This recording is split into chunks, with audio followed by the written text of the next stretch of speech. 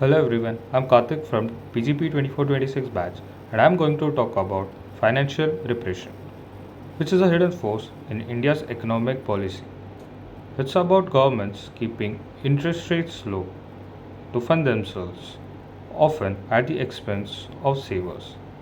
From post independence India to today, it's a story of control, consequences, and tough choices.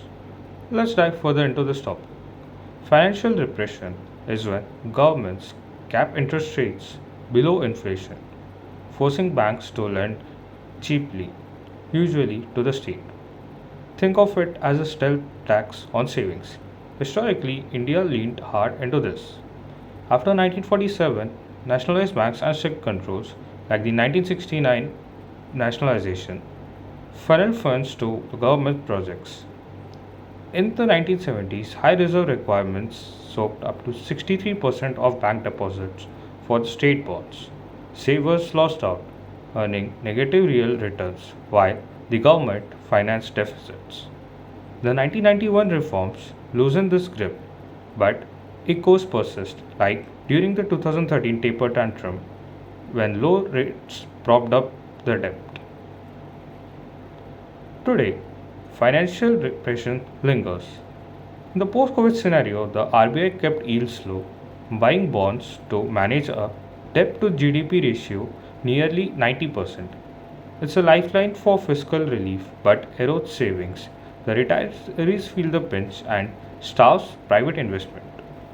Historically, this crowding out effect slowed India's industrial boom in the late 1980s. Now, with 95% of debt held domestically, the system still primed for repression. But is there a way we can fix it? Here's a way forward. First, phase out the interest rate caps over the 3 years, letting market forces set fair returns. Second, cut the reserve requirements gradually by 2030, freeing capital for private growth. Third, boost financial literacy, say via a 2026 nationwide campaign, so that citizens demand better policies. Look at Chile in the 1980s, liberalizing rates spurred savings and investment. India could follow the suit, balancing fiscal needs with economic dynamism. But it's not going to be easy. Political resistance is fierce. Governments love cheap funds. Bank fear profit hits, and the rural voters reliant on subsidized loans might balk.